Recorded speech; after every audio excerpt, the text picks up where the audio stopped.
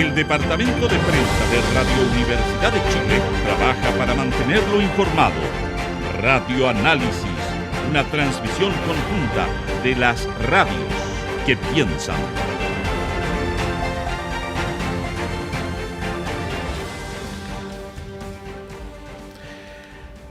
Son las 8:34, estábamos en el estudio hablando de café, de otros lugares del continente, pero bueno, ya ahora más ordenados porque estamos al aire listos para hablar de política en el amplio sentido que aquel término abarca, así es que saludamos inmediatamente a la editora general de nuestro departamento de prensa, Monserrate Rolano. Lo dije como acelerado, pero se entendió. Buenos días, Sí, Monse. buenos días, ¿cómo estás? Muy bien, y saludamos también al ex concejal de la Granja, militante histórico del Partido Socialista, ha sido entre otras cosas vicepresidente, Juan Valdés. Juan, bienvenido, gracias por estar acá. ¿Cómo están ustedes? Buen día, gracias a ustedes por la invitación. Sí, y saludamos también, esto es como, es raro esto como nombrar ex, ¿no? Pero bueno, son panelistas nuestros, en eso no son nada de ex, a la ex secretaria general de Evópolis, Francesca Parodi. Francesca, como siempre, muy bienvenida, gracias por estar acá. Hola, ¿qué tal? Muy buenos días, muchas gracias por la invitación y efectivamente sí, soy más ex que presente, pero aquí estamos. Pero una de las gracias de eso es que puedes opinar con total libertad, cosa Sí, que cuando uno es tiene un plus. cargo, sí. Sí, es un plus que agradezco de todas maneras. Igual hay cierta disciplina partidaria que ustedes la entienden, porque en estos tiempos es algo difícil de repente de encontrar. Tenemos harto que hablar sobre nuestro país, el postplebiscito, las reformas, pero antes de eso queríamos proponerles echar un vistazo a lo que está ocurriendo en Argentina. Ayer con esta movilización donde había muchas expectativas por las restricciones que se iban a poner a la protesta social, finalmente no ocurrió nada terrible. Fue una movilización bastante pacífica dentro de lo que se esperaba. Y en la noche, en cadena nacional, el presidente Milei hace un anuncio que dejó a todos bien sorprendidos: la derogación de 300 leyes mediante decreto. A mí eso ya me llama la atención porque es difícil entenderlo desde nuestra realidad, eso de derogar leyes por decreto, y además 300, como está esa posibilidad. Y bueno, dentro de los anuncios que hizo está la transformación, por ejemplo, en sociedades anónimas de todas las empresas estatales, la derogación de la ley de alquileres y una serie de otras también derogaciones. Hubo cacerolazos, hubo manifestaciones, se espera que hoy y mañana continúen también. Y ahí quiero preguntarles, partiendo contigo, Juan, ¿cómo observas lo que está pasando en nuestro vecino país? Mira, a mí me sorprende también como a ti, son 300 normas que se van que pretenden derogarse porque además tienen que contar con el beneplácito del Parlamento. Ahora, en Argentina hay otros presidentes que han gobernado por decreto y que el Parlamento no se ha pronunciado. Y incluso hoy he escuchado en la mañana a algún comentarista, algún especialista que señalaba de que había normas que todavía se mantenían porque no había sido pronunciamiento del Parlamento. Pero todo indica que este Parlamento se va a pronunciar respecto de las 300 normas que el presidente Milei quiere derogar. Ahora, esto implica una política de shock fuerte que lo más preocupante es que golpea fuertemente a la clase media, a las clases más desprotegidas, ¿no? Pero especialmente a la clase media. Lo que hemos visto en Argentina es la clase media movilizada. Y un movimiento de piqueteros que es bien fuerte. Son los que negocian con el gobierno. Argentina tiene un modelo político bien particular, no es como nosotros lo conocemos entre la derecha y la izquierda y el centro, que no es así. Allá en Argentina los movimientos sociales tienen mucho peso y mucha importancia dentro del desarrollo de la misma política. Acá la verdad que también, pero no es tanto el peso, pesan más, digamos, la idea o el encasillamiento político más que la transversalidad de ciertas problemáticas. Y uno lo que ve es que es preocupante ver, vamos a ver qué es lo que ocurre con este experimento Milei, qué es lo que termina sucediendo. La sociedad argentina, hemos visto por televisión y otros medios, digamos, que muchos señalan que bueno, que hay que bancárselo porque lo elegimos, pero a su vez vemos cómo se está presionando cada vez más el poder adquisitivo de las clases medias y, ojo, la comida. Lo que estamos hablando en Argentina no es que esté afectando, medidas Milei no están afectando en la compra de ropa, O sea, también la afecta, pero no es que estemos bienes de uso corriente o bienes de uso que sean descartables. Lo que estamos viendo es que lo que afecta directamente las medidas de Milei son la comida, son el sustento alimenticio de la familia argentina. Y eso es lo que se está alegando en todos lados, los precios como se han disparado y se han mantenido los sueldos, la cantidad de despidos que hubieron de parte del Estado. Bueno, así sucesivamente, y las medidas que Milei está montando son medidas que son... Yo la verdad me preocupa un poco de ver qué es lo que vaya a ocurrir con la inestabilidad, con la situación, y no sabemos qué va a pasar, pero lo que uno observa, como observó también aquí en los años 80 en este país, que finalmente la cuenta la terminamos pagando las clases medias y las clases de trabajadores, las clases más populares, con medidas súper restrictivas, súper... Y no la casta, ¿no? Como... Y no la casta. Sí. No la casta. Francesca, seguramente tú has escuchado, porque yo lo he escuchado varias veces, de lo que se ha dicho en los primeros días de Milei, que resulta difícil imponer una política del choque en democracia, ¿no? Cuando hay oposición, sindicatos, contrapeso de poderes. Y por lo tanto la idea de los decretos quizás no es casual, en el sentido de que Milei, aunque suene medio cacofónico, no se amilana, ¿no? O sea, lo de ayer es apostar el doble luego de la jornada de protesta, y me atrevería a decir, en sentido figurado por cierto, que lo que él está planteando es una verdadera revolución de la institucionalidad argentina, ¿no? Bueno, no por nada Página 12, que es un diario reconocidamente de oposición al actual gobierno, lo pone con una corona de rey, ¿no? Como dando a entender que no se trataría como del gesto típico de un presidente democrático. Pero como sea, te quería preguntar sobre eso primero, y además preguntarte por una cuestión que es de carácter más doctrinario. Lo hemos hablado varias veces acá, Francesca, a propósito de que, por ejemplo, la Declaración de Principios de Bópoli plantea el tema de la subsidiariedad activa, ¿no? Que yo había invitado aquí a leer el discurso de Asunción de Milei, que es una pieza doctrinaria súper interesante, donde no es que él crea en el Estado subsidiario, sino que él ve al Estado como un verdadero obstáculo para la libertad de las personas, ¿no? De hecho, hay una parte que la tengo acá de su discurso de ayer que no fue tan larga, donde él dice que su propósito es combatir una doctrina de pensamiento que parte de la premisa de que la razón del Estado es más importante que los individuos que componen la nación. Yo creo que el debate ideológico aquí es súper interesante también para entender por qué Milei procede como procede, ¿no? Bueno, ¿cuál es tu análisis en estas dos dimensiones? A ver, es compleja la pregunta para tan temprano en la mañana, digamos. A ver, Te mandamos un café. Sí. No, tengo mi café aquí, Ya, tengo mi muy café. Estamos bien con eso.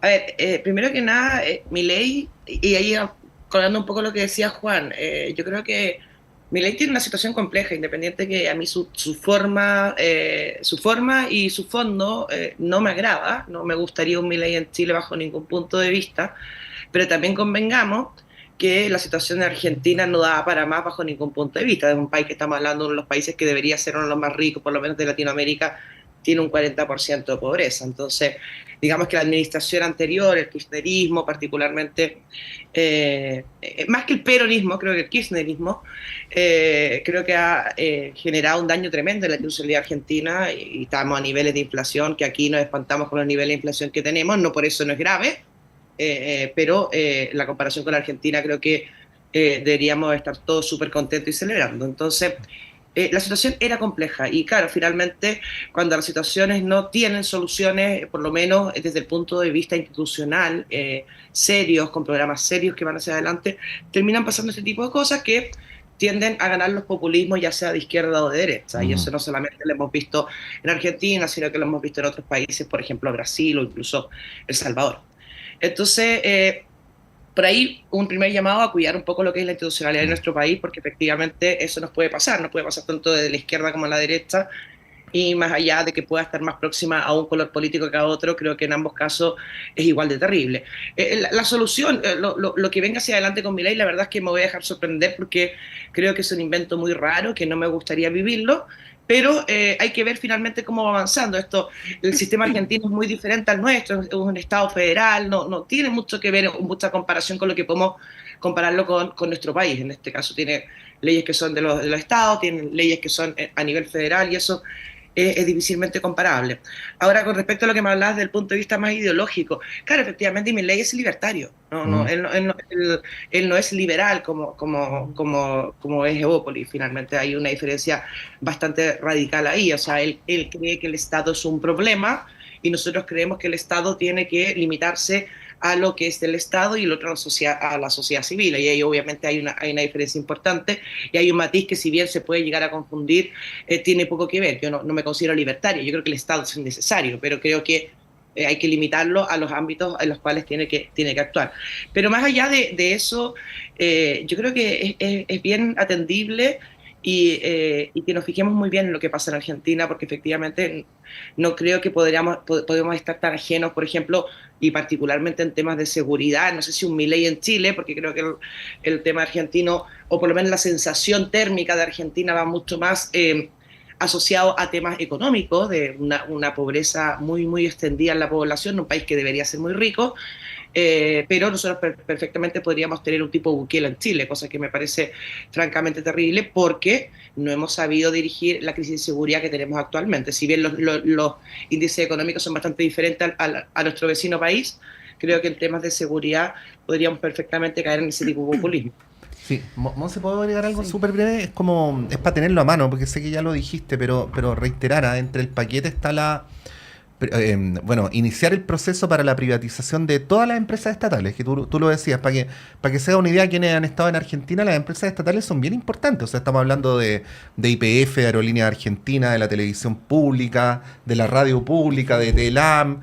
Pero lo otro que me llamó profundamente la atención es el tema de iniciar un proceso para que los clubes de fútbol dejen de ser organizaciones sin fines de lucro, porque ahí ya no se trata de políticas respecto a cómo resolver la economía, sino que se trata en rigor de una mirada de sociedad, ¿no? Y decir que todos los clubes de fútbol argentinos se habían manifestado en contra de esta idea que estaba rondando, y de hecho la interpretación de la derrota categórica de Macri en la elección de Boca Juniors del domingo pasado y el triunfo de Riquelme, es la interpretación de que la gran mayoría de los hinchas de Boca no quieren que se avance a ese modelo institucional. Entonces, más encima se está echando encima a los hinchas del fútbol. Esto lo menciono como marco político nomás, lo cual en Argentina es muy distinto a que se haga en cualquier otro país donde los hinchas pueden ser un poquito más pasivos. Sí, Juan. Y que Milei es socio de Boca. Sí, pues, se fue a votar ese día. Sí. Sí. Lo visitaron, Sí. No, mira, yo creo que Milei es un anarcocapitalista, él cree que el Estado no debe existir nomás y punto, ¿no? Ahora yo no sé cómo se puede gobernar sin Estado, no lo entendería, ¿no? No lo entiendo, pero... Y lo de las medidas, efectivamente, es bien complejo porque, YPF y Aerolíneas garantizan la distribución del petróleo y el combustible en el país. Garantizan porque Argentina es un país que es muy grande, hay lugares donde no llegarían los privados. Y Aerolíneas también garantiza el transporte aéreo entre zonas que están también bien remotas en Argentina. Entonces vamos a ver qué es lo que ocurre. Por eso decían antes, todos estos decretos todas estas medidas que Milei pretende tomar tienen que ser visadas por el Parlamento. Se requiere para ser aprobadas una de las cámaras que esté a favor. No las dos necesariamente, pero si las dos se niegan no se pueden aplicar. Y claro, y ver cómo se garantiza después el abastecimiento y el control de precios, cómo se va a hacer eso, solamente el mercado, porque claro, las personas que viven en una zona remota tienen transporte es porque el Estado subsidia ese transporte. Y claro, ¿y eso qué van a hacer? ¿Lo van a suspender? Esa gente va a quedar desconectada. Nos pasaría a nosotros acá con un montón de lugares remotos donde el Estado es el que garantiza el transporte a través de barcazas, a través de distintos medios, ¿no? Y si el Estado no subsidiara eso, el Estado chileno, probablemente esas personas quedan completamente aisladas, no tienen conexión con el mundo, con nosotros por lo menos. Entonces son bien complejas las medidas y vamos a ver cómo se garantiza, porque por otro lado, en la lógica de Milei, no debiera existir ningún subsidio del Estado a nadie, y debiera ser solamente el incentivo personal, y el Estado no debiera participar. Yo comparto con lo que decía la ex secretaria general de Bópoli. Yo no sé, Milei es como decías también tú delante, lo que decía en página 12, ¿no? Yo creo que Milei es un revolucionario anarco que quiere cambiar la estructura del Estado argentino. Sí. yo no sé si eso logre capitalizarse finalmente, dadas las condiciones de la política argentina, y además porque yo creo que al final del día para poder instalarse de presidente tuvo que negociar con alguien que es parte de la casta, es la estructura de la casta, el centro de la casta, ¿cierto? Que es Macri, ¿no? Macri, no hay más casta que Macri. No, porque bien, además no de la solamente es casta. un dirigente de derecha, sino que viene de una reconocida y antigua familia empresarial en la Argentina. Misma cosa que Bullrich. Cuando uno va a Buenos Aires le dice, oye, anda al patio Bullrich a comprar. Bueno, el patio Bullrich es de la familia Bullrich. Po. Sí, como, sí. Pero Bueno. no sé si no hay más casta que Macri. Yo creo que No, los hay Kirchner más, son- po. No, hay los más, Kirchner más, son más, la pero yo me casta- refiero que es como el símbolo de la son la casta, casta más ¿no? casta que hay en Argentina, porque efectivamente eso sí que llevan muchísimos años en el poder. Entonces, no sé si tenemos que medirla. Bueno, podemos hacer el ranking de la casta chilena si quieren después, pero particularmente creo que en Argentina hoy en día creo que la casta más casta son los Kirchner. Ah, no, por supuesto, Sí, puede ser, sí. son parte del gobierno, pero además esta crisis que estamos viendo ahora tampoco es que partió solo con los Kirchner, para serlo franco.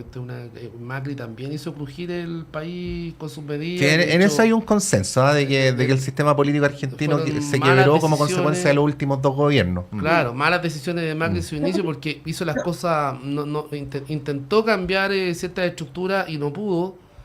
Y claro, tuvieron acuerdo, la deuda con el Banco Monetario Internacional creció. En fin, hay varias cosas que ocurrieron en el gobierno de Macri que fueron dando consecuencias. Bueno, la pandemia después llegó, ¿no? Pero Lo que Sí, pasa- Francesca, siento, pero mira, No, yo no, coincido en que... Espérate. Sí, solo una cosita. Yo no soy un gran defensor del kirchnerismo ni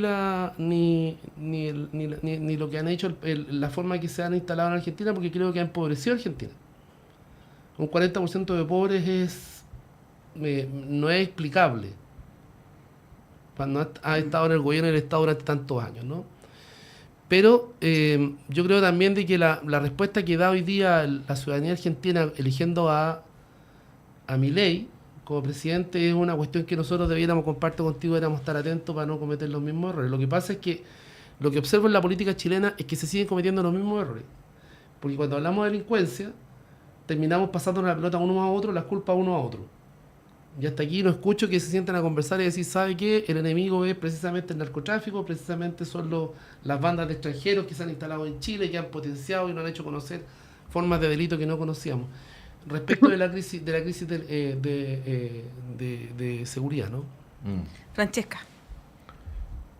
A ver si, para cerrar con Argentina, porque a ver, Argentina es un país muy curioso políticamente y creo que es bien poco comparable con Chile. El mismo peronismo es algo que mete a personas de izquierda a derecha. El mismo Carlos Menem es peronista, ¿eh? Entonces una persona que es más vinculada a la derecha, o así como también gobiernos más de izquierda, como son todos los Kirchner. Yo sí, como dijo, yo no sé, Juan dijo, yo no soy gran fan del kirchnerismo, yo soy una retractora del kirchnerismo directamente, ¿eh? Porque creo que es un país que se ha ido empobreciendo de manera importante y creo que en gran parte el kirchnerismo hace un Milei, ¿eh? Genera un Milei. Independiente de los 4 años de la época Macri, que efectivamente creo que generó más expectativas que resultados. Y también hay dos Milei, hay un Milei de la primera vuelta y un Milei de la segunda vuelta. Una primera vuelta donde Patricia Bullrich llegó a querellarse contra Milei y en la segunda vuelta lo apoyó con todo y ahora es su ministra de Interior. Entonces, yo creo que se ha ido matizando con respecto a lo excéntrico que podrían haber sido sus propuestas, particularmente en la primera vuelta versus la segunda.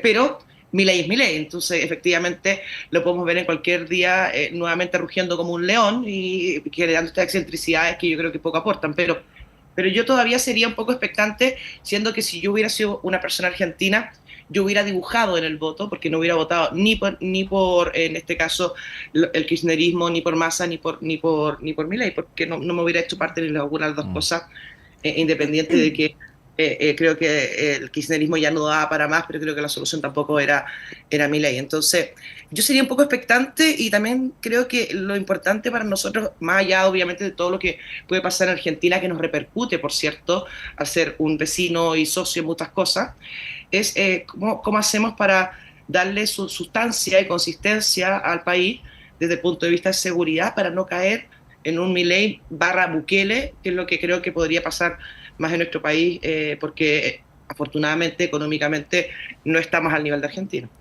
Sí, no le vamos a preguntar a Francesca qué habría dibujado en el voto en Argentina. Lo mismo que dibujé en la segunda vuelta presidencial Pero pasada, quería Ya, pasar. no, nos vamos a imaginar entonces ahí el dibujo. Sí, solo pensaba, Francesca, escuchándote, que seguramente tú hubieras votado en las pasos por Rodríguez Larreta, ¿no? Porque él tenía esa posición como declarándose en el mundo de la derecha con una postura muy anti-Milei. De hecho, se restó en la segunda Sí. vuelta presidencial. Sí. Bueno, vamos a quedar pendientes de lo que ocurre hoy, mañana en Argentina, las reacciones a propósito de esta derogación de 300 leyes. Pero quiero llevarlos a nuestro país y a otro hecho que ocurrió ayer en la tarde que generó sorpresa, que es la designación de Francisco Vidal como presidente del directorio de Televisión Nacional. Esto inmediatamente generó todo tipo de teorías de que era un premio por su rol en la campaña, la oposición lo criticó, dio un punto de prensa ahí en el patio de la Moneda junto a la ministra Vallejo, donde le hicieron algunas preguntas respecto de el rol de Televisión Nacional. Uno de los episodios de ese punto de prensa que más llamó la atención y que se viralizó cuando él menciona, por ejemplo, aspectos de los contenidos del canal, ¿no? Dice, por ejemplo, que el presidente de la República, el presidente del Senado, de la Corte Suprema, etcétera, debieran salir por el canal público y llama la atención esto, tiene como varios niveles esto, ¿no? Primero, el rol de la televisión pública, el perfil de Francisco Vidal, militante de un partido, bueno, él además ya tuvo ese cargo anteriormente. Y por otro lado, también esto de cómo interferir en los contenidos de un canal. A mí me hizo un poco de ruido eso, lo reconozco, porque los pronunciamientos de Francisco Vidal tenían que ver quizás más con un director de prensa que con el presidente del directorio de un canal, y ahí es cuando ahí de repente se generan como ciertas confusiones. Y lo otro que me llama la atención es las declaraciones de Camila Vallejo, donde le tiró puras flores a Pancho Vidal en circunstancias que anteriormente eran como estaban ahí enfrentados políticamente, ¿no? A propósito de vueltas o de volteretas en algunos discursos. Bueno, Juan Valdés, ¿cuál es tu posición respecto de esto? Que Vidal es un hombre con experiencia, que ya ha estado en TVN, que ha ejercido como ministro de secretario general de gobierno, que ha tenido vocería del gobierno, que se requiere una televisión pública. Yo no sé si meterse en los contenidos, creo que eso no comparto mucho eso yo del presidente de un directorio de Televisión Nacional. Debieran dejárselo más bien al órgano más bien especialista, pero nadie puede dudar de que Vidal tiene mucha experiencia en los medios de comunicación y en el desarrollo de esto, digamos, que hay que esperar a ver cuál es la propuesta más concreta que él puede presentar la TVN, y aquí lo más importante es garantizar la libertad de prensa y el desarrollo libre de la profesión de parte de los periodistas que componen Televisión Nacional, porque finalmente eso es lo que importa, ¿no?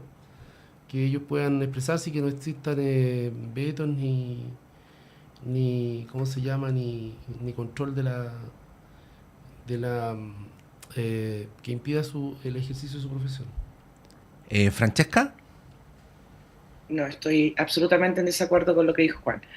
Ahora, efectivamente sí, Francisco Vidal es una persona que tiene muchísima experiencia, creo que ha estado en todos los cargos habido y por haber del Estado, entonces es especialista en todo, con todo el respeto que me merece Francisco Vidal.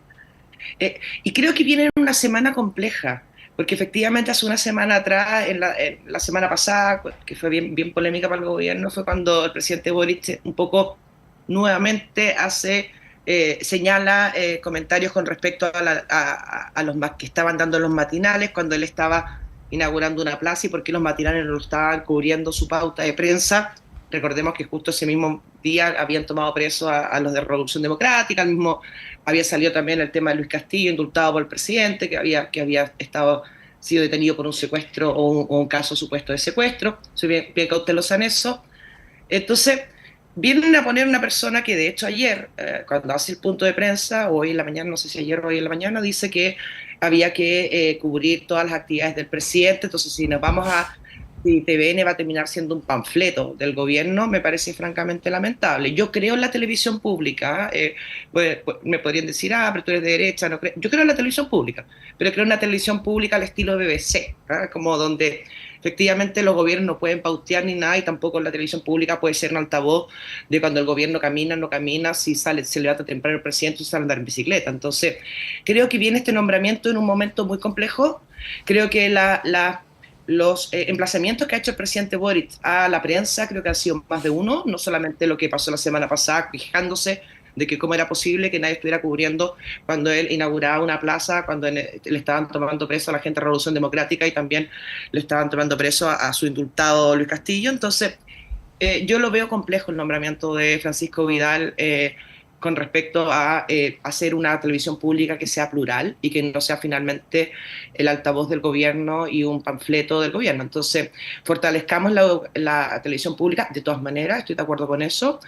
Televisión Nacional tiene una crisis económica ya hace bastante tiempo, así que espero, más allá del nombramiento que me parece en este momento desubicado desde el punto de vista, y también lo que dijo el propio Francisco Vidal. Francisco Vidal también se ha vaciado por todos los canales de televisión, que está bien, él es una persona política, es un gran vocero, criticando muchas veces al gobierno también. Entonces, creo que más allá porque se dijo en algún momento este fue el premio por haber estado en contra del plebiscito, no, yo creo que fue una bonita forma de meterlo hacia adentro y que no siga hablando por fuera. Entonces, yo lo veo complejo, y creo que si nos vamos a tomar en serio lo que es la televisión pública, deberíamos mirar más hacia lo que hace Inglaterra con la BBC, que convertir esto en una caja de resonancia en este caso, de la SECOM del gobierno.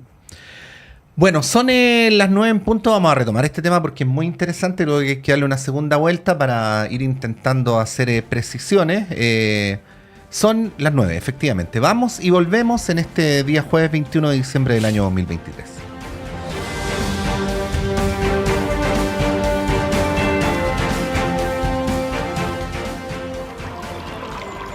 Aguas Trayén o Cascada en Mapudungún es la mejor agua purificada con tecnología de última generación. Para más información, visite su página web www.aguastrayen.com.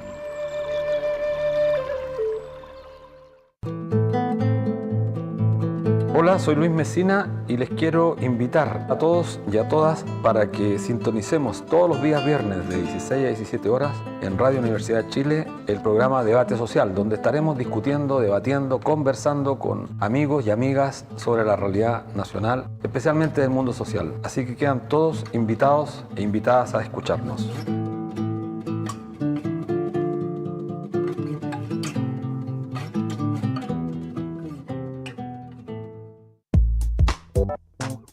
En Radio Universidad de Chile queremos invitarlos a escuchar de lunes a viernes a las 10 de la mañana Semáforo, un espacio del Departamento de Prensa de la Radio que Piensa para encontrarnos con quienes están transformando el mundo desde la cultura y la sociedad civil.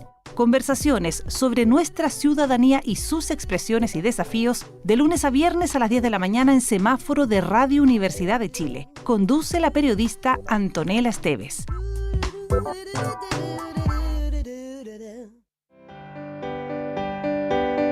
Radio Universidad de Chile los invita a escuchar Herencia y Coherencia, historias que cambian vidas, un programa del Centro Desarrollo Sistémicos CERVAL, conducido por Susana Muñoz Aburto. Escúchenos todos los sábados de 14 a 15 horas en el 102.5 FM Radio Universidad de Chile.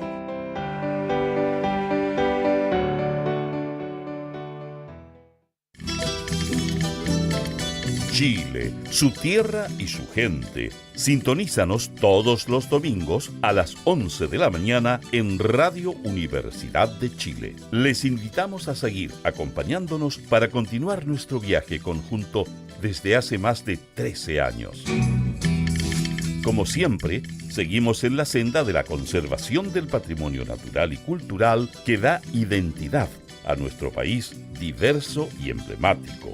Les esperamos los domingos a las 11 de la mañana en el 102.5 FM para compartir con Chile, su tierra y su gente.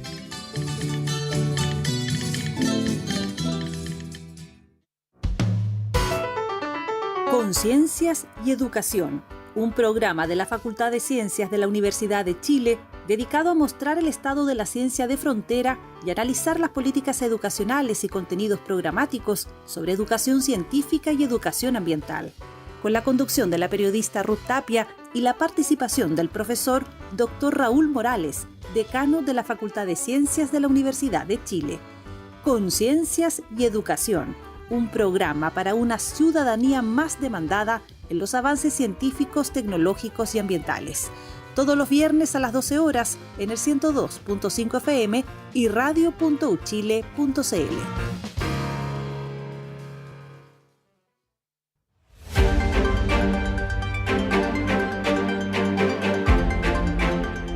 El Departamento de Prensa de Radio Universidad de Chile trabaja para mantenerlo informado.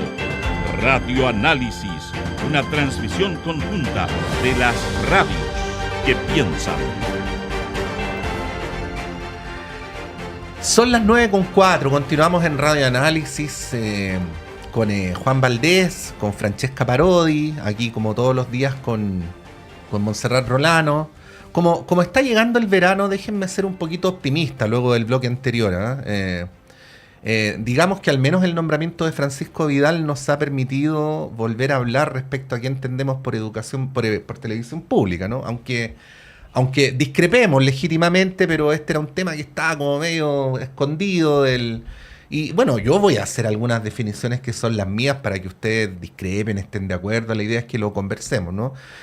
Primero es que un canal público, voy a decir algunas cosas que a mí me parecen obviedades, pero quizás no lo sean, ¿no? Primero, un canal público es por definición distinto a un canal privado, ¿no? Tiene rol distinto, objetivos distintos, y si es así, su parámetro de éxito y de fracaso no debería ser medido de la misma manera que un canal privado, ¿no? Yo sé que voy a instalar un tema que puede ser medio controversial, pero quiero plantear al tiro el tema del déficit, ¿no? Que un poco lo hablábamos antes de la pausa. Si yo tengo un canal público y le digo resuelva sus problemas de financiamiento en el mercado, eso en la práctica hace que la pulsión natural de ese canal público sea comportarse como un canal privado. Y por eso ya entro al plano de lo opinable, también ustedes podrán discrepar o no. Si uno hace zapping por TVN, así como lo hacemos todos y se pasa para los otros canales, salvo algunas definiciones que se han hecho, como por ejemplo nosotros no hacemos reality o cosas por el estilo, no dista tan significativamente de lo que hacen los otros canales, ¿no? Entonces, quería plantear ese tema quizás como aislando el factor Vidal, porque Vidal es un personaje con una personalidad política lo suficientemente fuerte para generar reacciones, ¿no? Pero digo, utilicemos a Vidal, en el buen sentido de la palabra, de que nos permite volver a conversar sobre qué entendemos por televisión pública, ¿no? Bueno, en ese plano, hasta ahí llego y le cedo la palabra de vuelta. Francesca. Obviamente con lo que yo dije se puede estar de acuerdo o no, digamos, estamos... Sí. ¿Sabes lo que pasa? Es que, y lo hablo de la experiencia personal, yo vivía en España cuando Televisión Española se transformó en público. Y, o sea, siempre ha sido, pero como que tomó el carácter de público real. Y de hecho lo primero que hicieron fue cortar absolutamente todo lo que es la publicidad.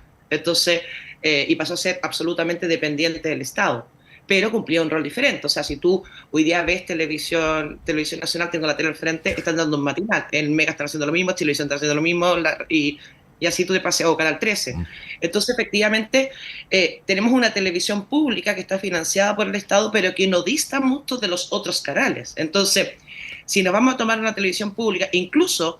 Mira lo que estoy diciendo, estoy de acuerdo en que sea absolutamente financiada por el Estado, pero que tenga un rol que sea diferente.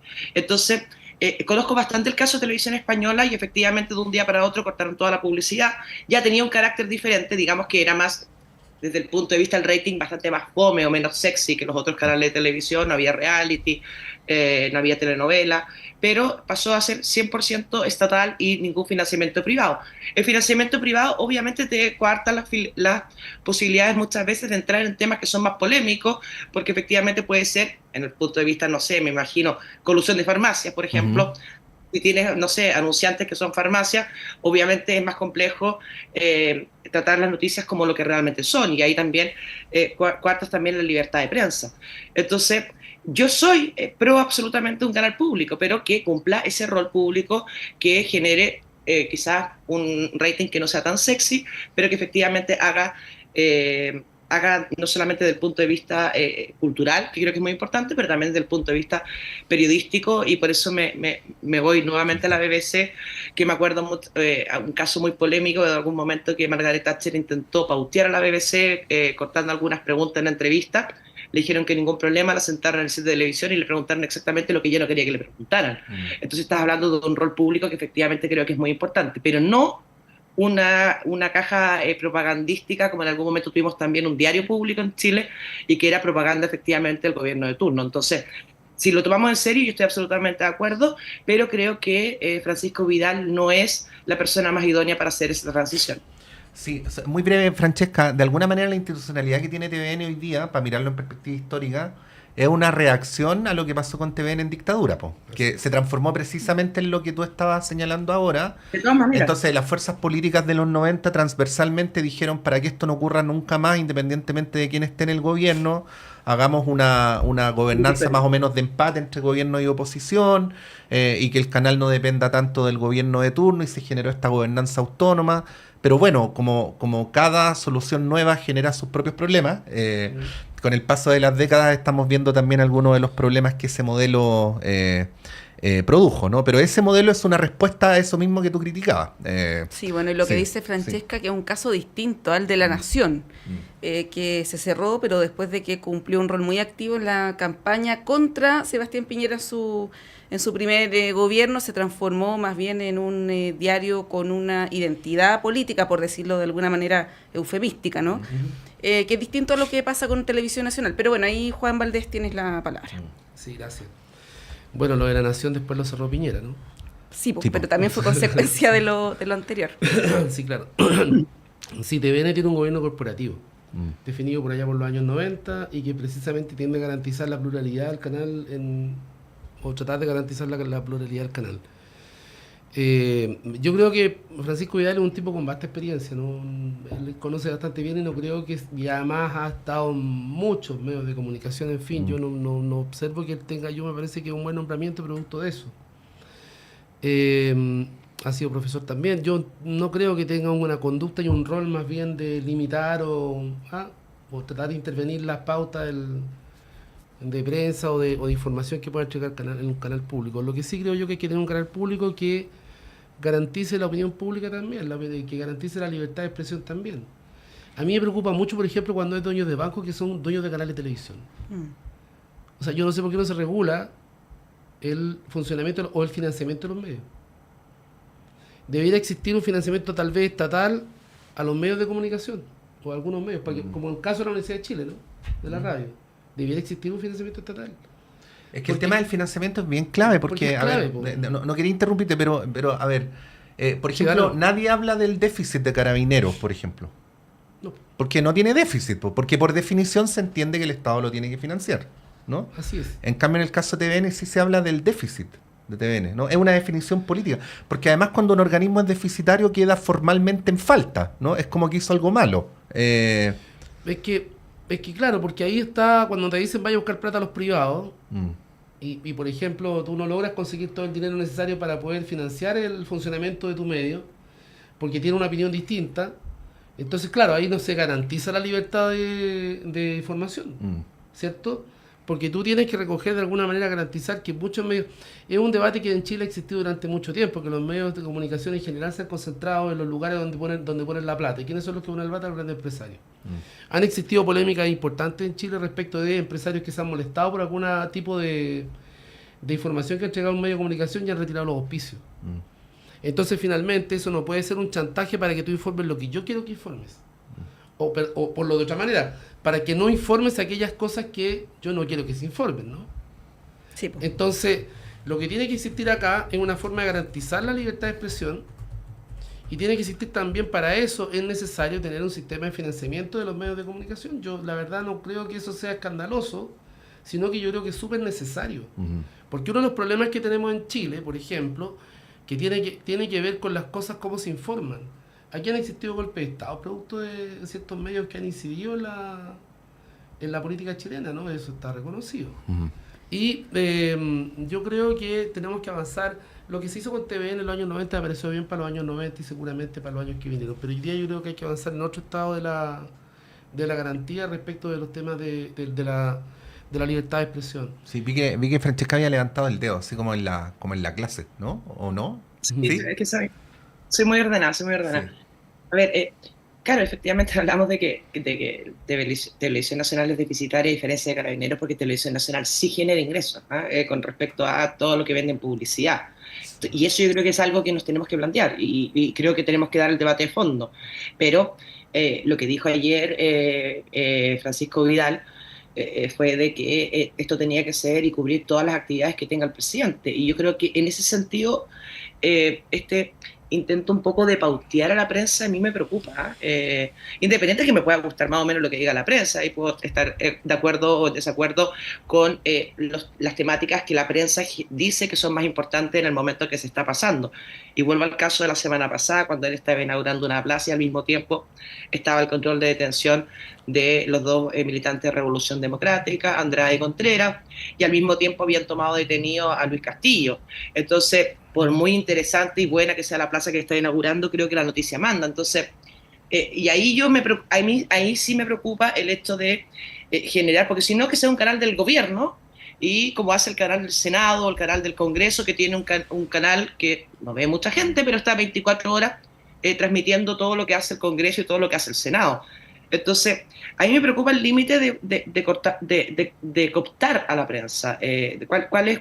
Porque ayer, de hecho, Francisco Vidal lo dice, esto tiene que cubrir todas las actividades que haga el presidente, en un guiño muy bien hecho, dice, independiente de quién sea el presidente, izquierda o derecha, pero yo creo que para eso están los canales institucionales que efectivamente tienen, en este caso, el Congreso y el Senado. Y creo que ahí la pauta que marcan los periodistas con respecto a qué es noticia y qué no es tan noticia, porque creo que puede ser que todo sea noticia, pero no todo tiene la misma prioridad o la misma cabida. Entonces, eso me preocupa. Y ahí yo creo que, un poco diciendo lo que decía Patricio antes, tenemos que tomarnos en serio qué es lo que es para nosotros una televisión pública. Y eso yo creo que es un debate bien de fondo, que estaríamos diciendo que en este momento probablemente en TVN no estuvieran dando un matinal, sino que estuvieran, no sé, dando otro tipo de programas. Entonces, y eso creo que es el debate que tenemos que tomar en serio, tomar de fondo. Pero no creo que tenga que ser el canal de la moneda como asistir al canal Congreso y el Senado.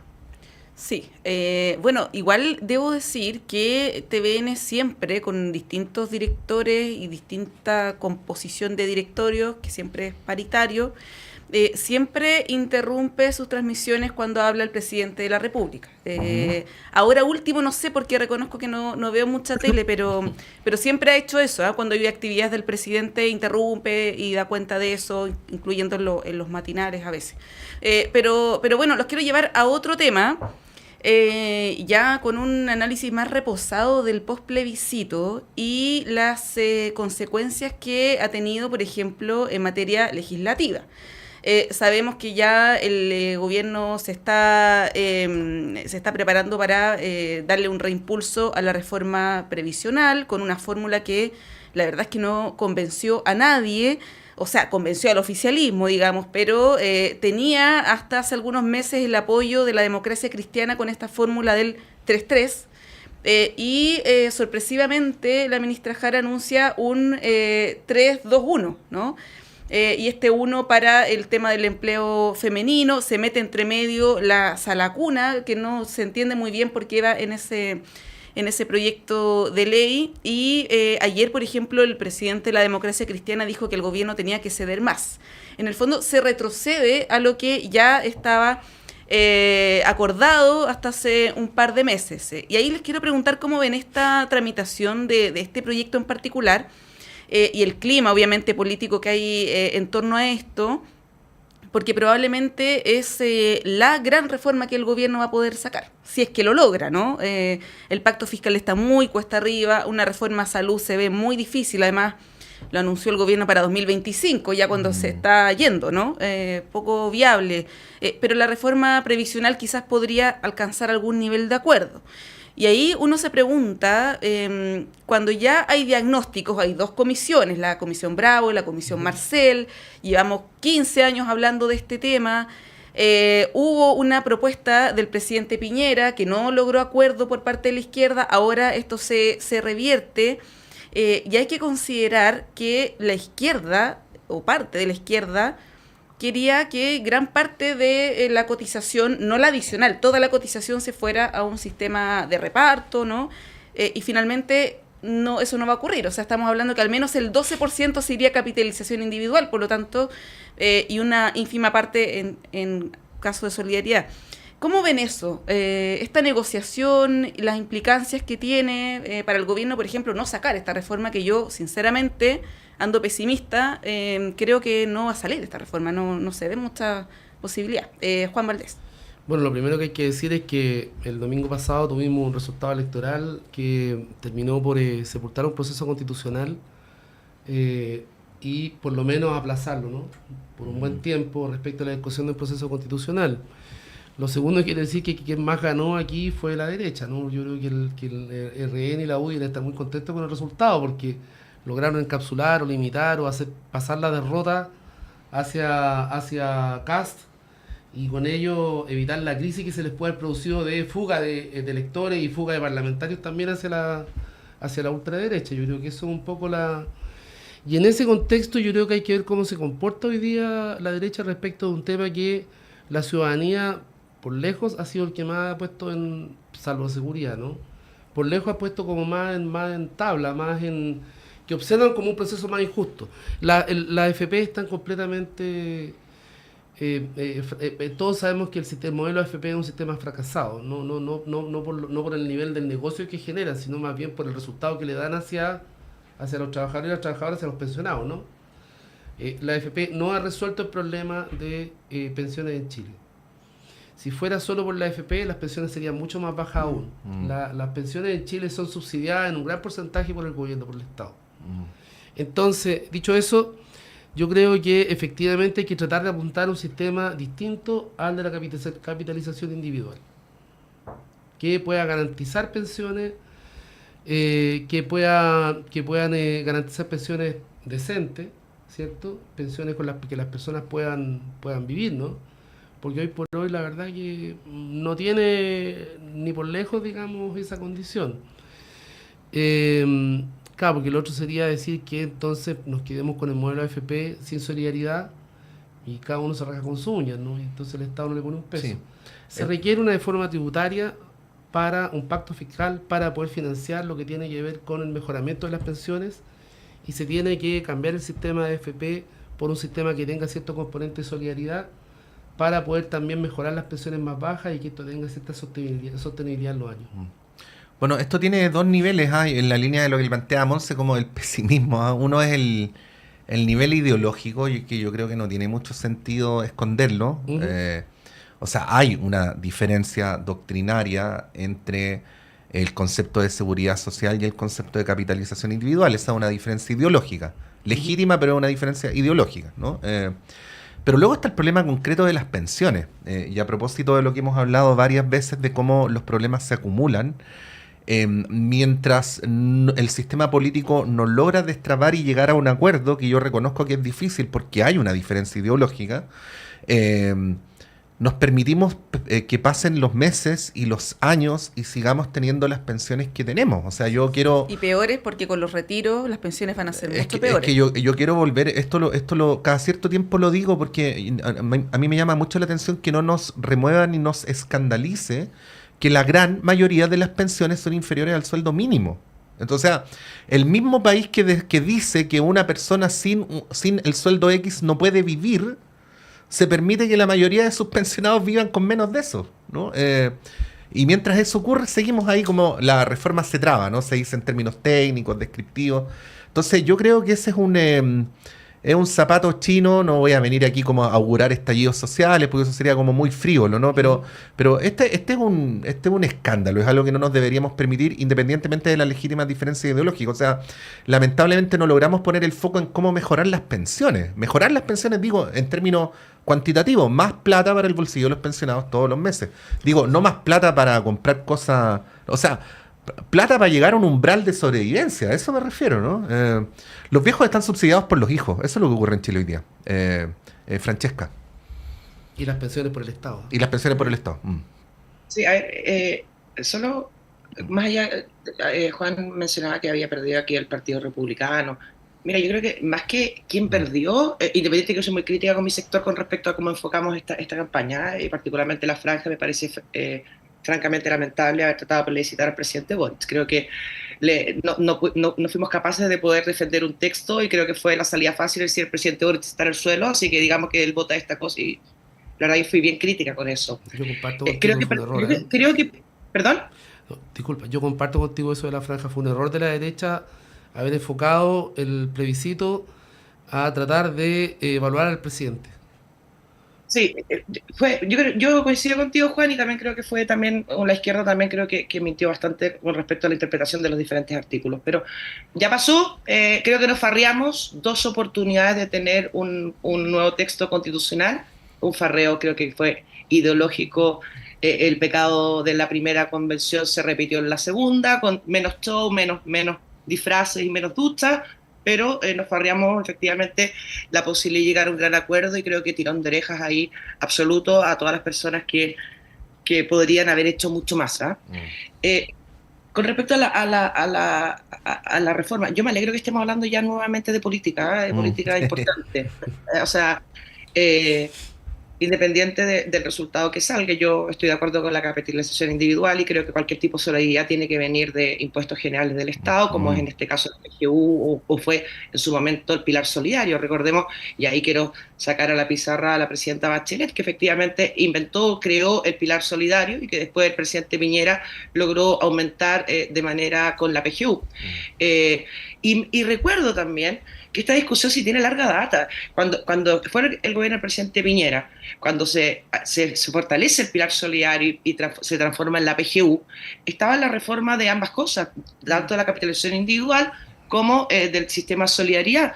Y ahí tuvimos una oposición férrea de separar ambos proyectos para que avanzara solamente la PGU y no hablar de la capitalización individual. Entonces, lo que estamos viviendo ahora, y no con eso lo estoy justificando, sino que estoy simplemente mostrando lo que pasó antes, está pasando exactamente lo mismo ahora, no hay voluntad política de poder avanzar en esos acuerdos, porque efectivamente, como dice Patricio, hay un complejo ideológico importante con respecto a lo que piensa la derecha y lo que piensa la izquierda con respecto a la solidaridad, si tiene que venir de la plata de todas las personas o tiene que venir de la plata de todas las personas, pero que ya tiene el Estado a través de impuestos generales. Entonces, me alegra volver a hablar de política importante, de reformas, y espero también de que haya la disposición de poder sentarse a conversar, más allá de creer que ganó uno, ganó otro el domingo, es que el tema de pensiones, yo vería francamente lamentable que el gobierno no pudiera cerrar este tema durante este gobierno, porque si no va a ser un gobierno que efectivamente no generó grandes reformas, porque creo que la de salud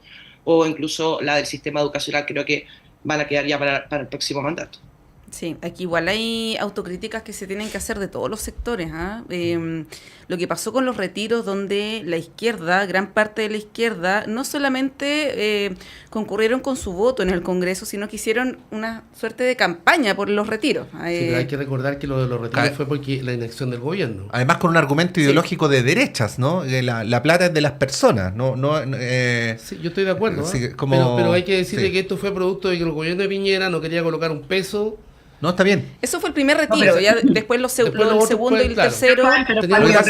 Teníamos la lo que pasa es que... Podemos hablar, perdón, sí, Francesca, dale. El primer retiro. Sí, efectivamente puede ser el primer retiro de que las ayudas sociales llegaron tarde, pero después hicieron bandera de campaña con los retiros. Y es más, se abrió completamente, pero si no hubiera ocurrido eso, tal vez no hubiéramos tenido ni el primero, el segundo ni el tercer retiro. Déjame terminar, porque después efectivamente para darte un punto, hicieron campaña con eso, pero efectivamente después sectores de la propia derecha se rindieron a ese argumento porque venían las elecciones parlamentarias y empezaron también a votar algunos a favor en un populismo electoral bastante importante. Entonces, aquí creo que se ha pecado en ambos lados, porque efectivamente las propuestas, o sea, de hecho la propuesta del gobierno en algún momento fue calcada a la que propuso el presidente Piñera y le dijeron que no también, que era el 3T. Entonces, ahí también yo creo que hay que hacer, como dice Montserrat, ese mea culpa con respecto a qué estuvimos dispuestos a hacer cuando éramos oposición y qué es lo que queremos hacer ahora cuando son gobierno,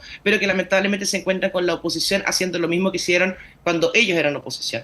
Sí, el tema de los retiros yo creo que mirado en perspectiva fue un súper buen ejemplo de cómo no hay que hacer política pública, Así porque es. en principio, o sea, para empezar a nivel mundial era muy raro esto de que se metiera mano a la seguridad social o a las jubilaciones de las personas para financiar los problemas sociales de la pandemia. Eso en primer lugar. Y luego, claro, ningún individuo con necesidad se va a resistir a la tentación de que le llegue una cantidad de dinero fresco que le pueda ayudar a resolver sus problemas más acuciantes, pero eso genera inconvenientes en el futuro también, como evidentemente los produjo. Y bueno, ya en la discusión sobre el cuarto, quinto retiro, como que uno tiene la impresión de que ya todo como que se había... Disculpen, no debería usar esta palabra como director de un medio universitario, pero como que la discusión se había chacreado un poquito, ¿no?